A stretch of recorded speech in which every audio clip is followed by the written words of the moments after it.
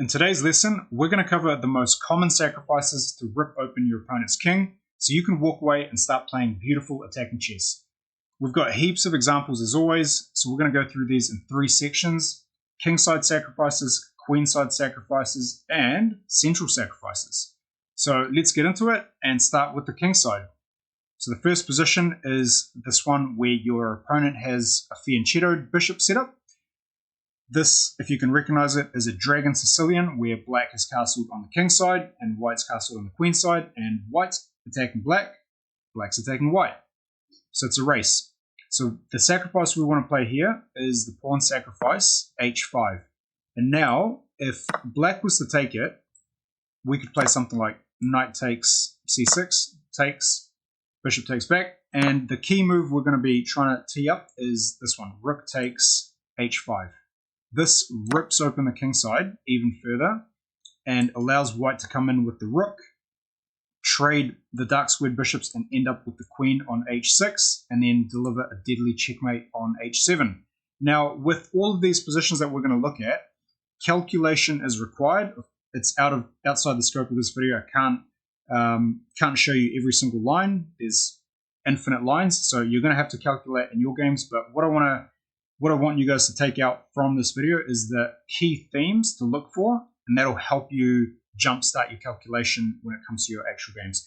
So I'm going to take a move back over here, and instead of rook takes h5 instantly, in this position we're going to play bishop to h6. So now we're essentially threatening to take the bishop and get rid of that dark squared defender so that the queen can slide into the h6 square, and then the rook sacrifice on h5 will be even more devastating. So a sample line as to how this game could continue is something like this. And after, let's say, queen to b6, we could have something like rook takes, takes, rook h1, queen d4, rook takes h5, and then so that the queen can defend the h7 square, queen g7, and here we just win the queen and win the game. There we go. Boom. All right, enough of that position. Next sacrifice. So this is a London system type position, pawn structure, where you've got your pawns in a pretty classic standard d4, d5 type position. White has somehow coaxed black into playing a weakening move like g6, and so what we're going to do is take advantage of that by going bishop takes g6. Now this is a pretty tricky sacrifice, so you really do have to do your calculation, but the key ways that this can work is you follow up with the knight sacrifice, and then you come in with your queen. Now you've essentially ripped all of black's pawns away from his king. You're going check. The king has to slide over, and then you come in with the rook lift. Okay, so rook to e3. The only move that black can play here that doesn't lose the game on the spot, because we're essentially threatening checkmate, is to drop the knight back. And this is a pretty key defensive move in a lot of situations, so remember this knight to h7 move. White's going to continue rook h3, and now how does black defend against checkmate? The only move is sacrificing the bishop, rook takes, and now the rook can jump onto c7 and protect the knight. But simply after queen takes e6, again, these are just the thematic lines that you could be looking for when you start your calculations. After queen takes e6, white has a slight advantage. It's not a winning advantage by any stretch, but white's got 4 pawns for the knight and an attack. And this rook can also come into the game at some point on a multitude of ranks and files. So black will just have to keep defending and white will keep attacking, and worst case we get into an endgame where maybe black drops the d5 pawn as well, and then white battles for 4 pawns or 5 pawns against a knight. So it'll be an interesting game. And one thing I just want to say, we'll jump on to the next one here, but one thing I just want to say is the key thing is you want to make your games beautiful, right? So not every sacrifice is going to work all the time, but if you know which sacrifices to look for, at least you can stop your opponents from playing them against you, at the very least, and at the best, you're going to play them in your games and win some beautiful games. Okay, whether it's classical, rapid, or blitz, or geez, if you're playing bullet as well, it's hard to defend these in bullet games as well. Hard to attack as well, hard to calculate full stop. But anyway, let's look at sacrifice number 3. So this is a situation, it's a Spanish opening style setup here, where black is tired of that pin on the queen. So black plays a move like h6. So what you should always look out for is when you have your queen and your bishop both lined up on this diagonal, if black plays h6, you guessed it, bishop takes, g takes, and then the queen comes in. So instantly we've ripped open the king side for the price of a bishop. We've got tricks like queen to g6 because of the pin here. Our main threat is straight away, if it was white's move here, if black played something pointless like that, the move is knight to g5 because we're essentially threatening checkmate with the queen. The only thing defending it is the knight on f6, and our next moves are probably going to be something like knight to d5, getting rid of that knight on f6. So black's going to have a very, very hard time defending this. In fact, the best move for black is actually knight to e7, stopping knight d5. But then we just win the piece back here, and white's got a crushing attack. So you should always watch out for these. So black's not going to play a throwaway move like rook b8, but play the only move, knight to h7. And white's going to play something like knight to d5. And here the game just continues. It's anyone's game to play for. Black has the extra bishop, but black is under attack. So white's going to follow up with moves like h4, knight to g5, knight f6 could come in at some point, possibly even a rook to e3 exchange sacrifice to open the f file for the other rook. And without adding so many arrows on the board, you can kind of see white's got a lot of attacking themes that they can play for in this position, and black is on the defensive. So again, not a clear-cut win by any stretch of the imagination, but you should always look for that bishop to h6 sacrifice in these types of positions. Okay, this one, I love this one. So again, very standard d4, d5 type position. The pawn is on h6, and this is the key thing. As soon as you see your opponent with a pawn on h6, and again, I just want to say I'm showing most of these as examples from white's perspective, but flip the board around. If the position suits the other way, these themes work for black as well. I'm just showing you as white. It's just a bit easier from this perspective. So in this case, you see a pawn on h6. What do you want to do? You want to rip open that king side using that pawn. That's why you don't move pawns in front of your king if you can avoid it, because it's better to have all pawns back here. How do we take advantage of that? We don't have the dark squared bishop to sacrifice anymore. So we want to play something like rook to g1, and then play g4, and then g5. However, in this position, we can just play g4 straight away. And I love this one because it takes a lot of people by surprise, because it's such a weak looking move, and it's hanging a pawn. But what essentially happens is, if black takes this knight, if black takes the pawn with the knight, we come in with the rook, and then I'm just going to show you a line that will win on the spot. If black moves the knight back and says, okay, cool, I'm up a pawn, you simply play something like queen to d2. Now you're threatening queen takes h6 because of the pin on the g7 pawn. So the king's going to slide out of the way. He can't go on h7 because of the bishop. And here you can play something like rook takes g7. And when the king takes, you go check. And if the king comes back here, queen takes h6 is going to be mate in 2. So the only move black has is to actually give a knight up.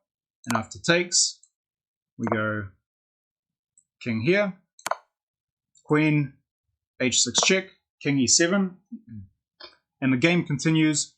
But we've got a beautiful attacking position again. We've got the advantage as white. we're down the exchange, but we've got an attack and a stronger position. Stockfish gives it plus 1.8 for white. So instead of, let's go back to this. So instead of after knight takes, black will usually play this move. So you want to keep an eye out for this one. F5 is generally the best way for black to defend against this, because you're blocking the B1 H7 diagonal and you're protecting this, and that blocks off the file, the G file. So you are weakening this E6 pawn, so we'll see how that plays into it in a second, but white could continue with G2, threatening to double rooks, kick the knight, and then deliver a devastating rook takes G7. So black's going to defend that 7th rank. We're going to come over here. Black's going to continue to launch something on this side on their own. We're going to go queen to E2, putting pressure on that E pawn. The black rook defends it. H3, knight comes back. Knight E5, threatening the rook. Rook slides over. Rook G6, threatening taking the knight because of the pin again. So the king slides over, and then we play F4. And let's just take a look at this position. We'll stop it here. What's happened is white has sacrificed the G pawn and essentially gotten an attack out of nowhere. So if we look back at what the position looked like, it was pretty balanced. We fast forward 10 moves or so. White's got an attack for the price of a pawn, and the game continues. It's pretty balanced, but again, very exciting chess, very beautiful, brilliant types of chess. You can just keep playing this position, and black is the one defending. So as white, you should be pretty happy with your position. Let's look at the final kingside sacrifice before we get into the queenside. This is probably my favorite sacrifice. Some of you might recognize it off the bat, and if you don't, you're in for a treat. This one is called the Greek gift, and this typically comes out of French defense type setups where the position is closed, but the key thing is white usually has a pawn on E5, and that means black doesn't have a knight on F6, and when there's no knight on F6, that H7 pawn is weak. So the Greek gift sacrifice is bishop takes H7, deadly on the spot.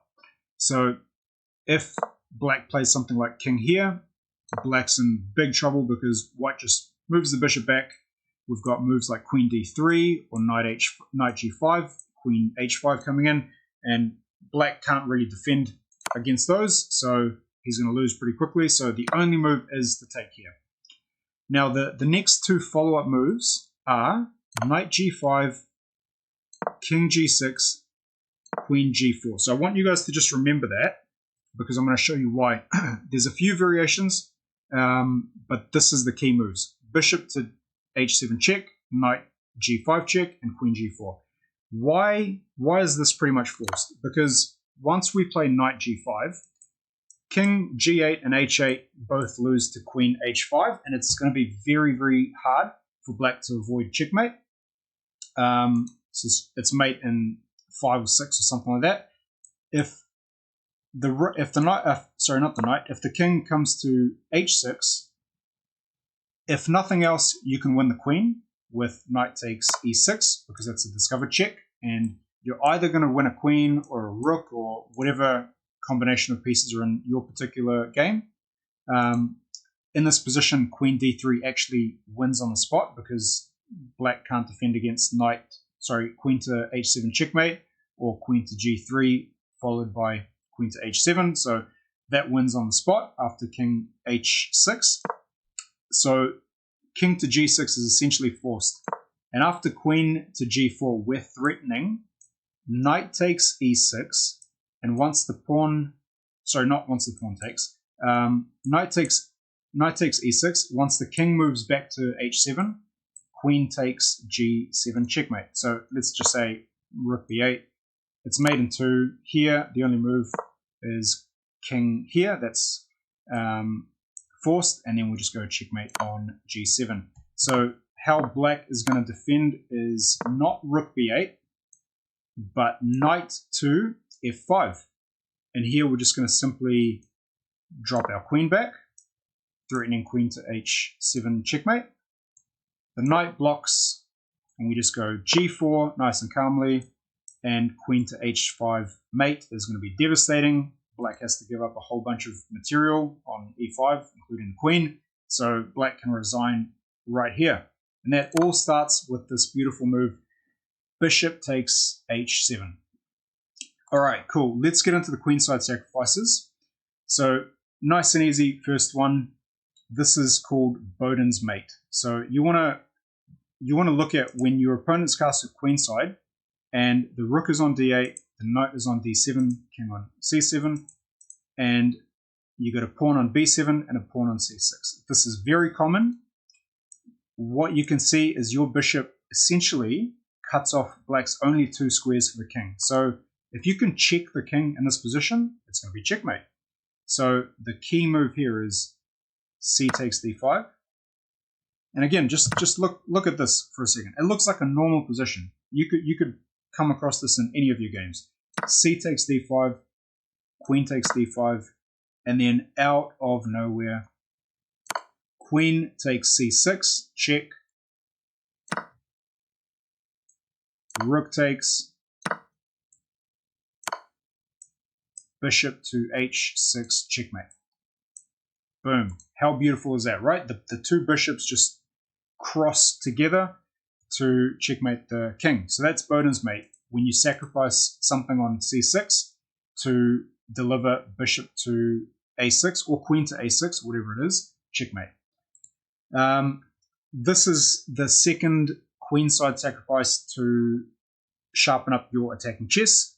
Again, this is a Dragon Sicilian, but we're looking at it from black's position in this case. White has played bishop to h6, and we're going to play something like takes. Once the queen takes, rook takes c3. This is the thematic sacrifice and the Dragon Sicilian for black. It's an exchange sacrifice. Again, it applies in other positions as well. What we're essentially doing here is ripping open the king side for the price of, the queen side for the price of an exchange.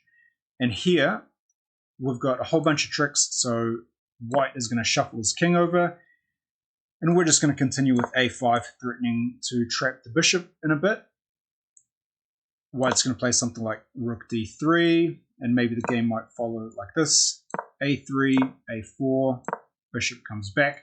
And here it's a very effective exchange sacrifice that we played on c3, because black has a whole host of ways to continue. We can go rook c8, we can go b5 and b4, we can go rook to b8. There's a whole bunch of things. In this position, actually, tactically, d5 also works, because we have things like, bishop takes, knight takes, and then if the rook takes, we go here, and then black's sort of white's in a bit of a pickle, because black's position is just becoming a bit too strong too quickly.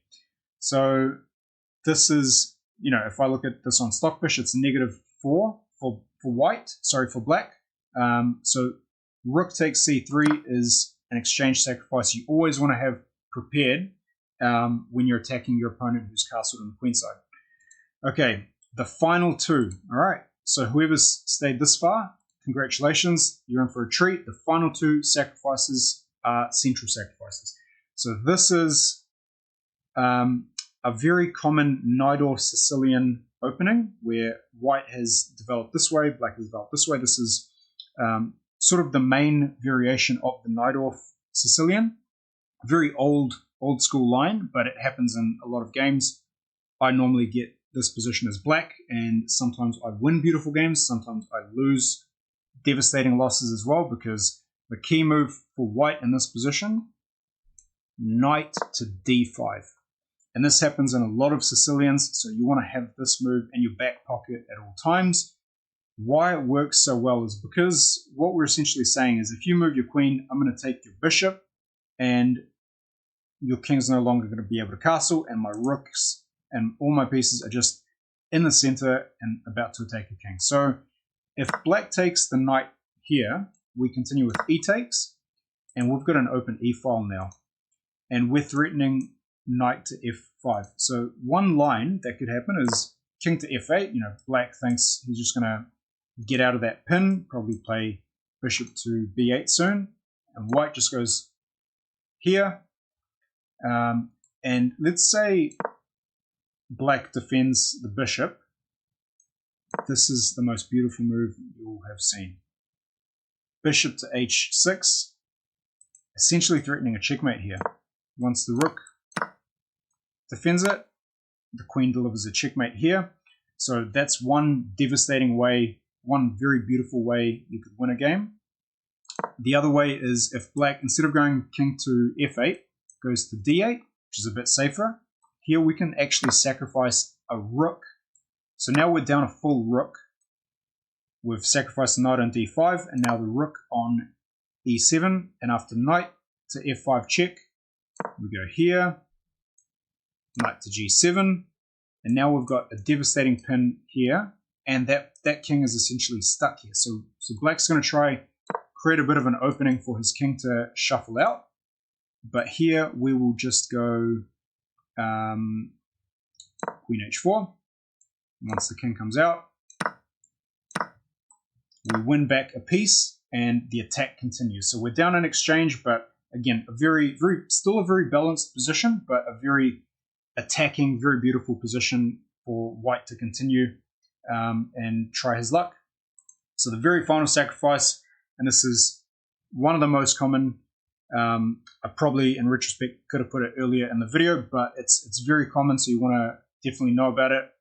It's when you've got a bishop and a knight in this type of a position, the bishop on this diagonal and the knight threatening these two pawns. There's a whole variety of sacrifices either on, you know, bishop takes e6, knight takes e6, or knight takes f7. So you could play any of these and you'd be better, but in this position, the best move according to the computer is knight takes f7, and after rook takes, we simply go queen takes e6. We're threatening the rook, so the queen's going to slide over and defend it. But then after knight to g5, black is like, oh my god, I'm going to lose my rook. So the only way I can defend it is to play knight to e5. Attacks the queen, attacks the queen and defends the rook. So the queen takes back here, and then black cuts the pin. But after white takes, we go rook e1, and play continues, but white has a plus 4.2 advantage according to the computer. Very strong attack. There's still play to be had, but white's up the exchange in this position, and white's just got a devastating attack. So there you go. That's a whole bunch of sacrifices to make your chess a little bit more beautiful. I really hope you guys enjoyed this video. Like and subscribe, all that good stuff, and I will see you in the next video. Peace out.